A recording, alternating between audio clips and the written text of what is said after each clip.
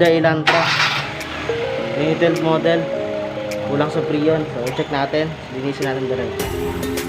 Yari. Shoutout naman dyan. Shoutout sa mayari ng Elantra. Oh my God.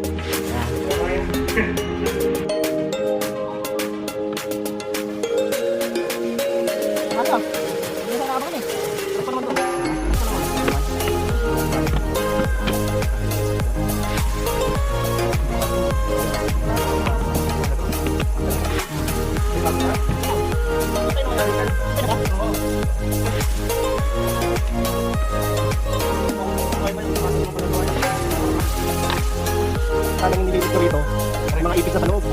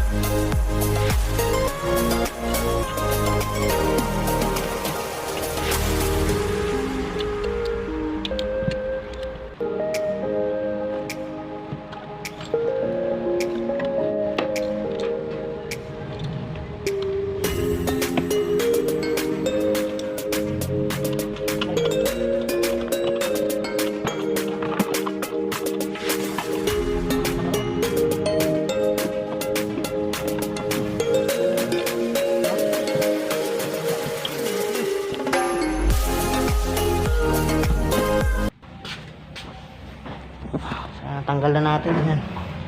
Ayan. So, dito. Ayan. So, kalasin na natin yan. Okay. A few moments later. Ayan, may leak siya. Ayan. Sobrang liit. Ayan. Ayan. Sobrang liit na yan. Ayan. Sa bahay nakita na may-ari, papalitan na natin yan. So, ayan, palitan na natin. Na, 15 minutes later. bago. Ayan. Kapit na natin. So, ayan, assemble na natin yan. So, kakabit na natin siya. So, mamaya na lang matapos. Ayan. So, dito kakabit natin mamaya. Okay. So, kakabit na muna namin. A few moments later. So, ayan, nakabit na natin yung evaporator. Ayan. So, isunod natin yung dashboard. Kakabit na natin. So, ayan na, yung dashboard. Kakabit na natin. Mamaya na lang. Ayan, nakabit na muna namin yan. 2 hours later. Yan, so, yan, nakabit na namin lahat. Yan. Yan. Ayan, nakabit na. So, ayan, naligtis na rin. Vacuum na lang natin. Tsaka kakargahan. Yan.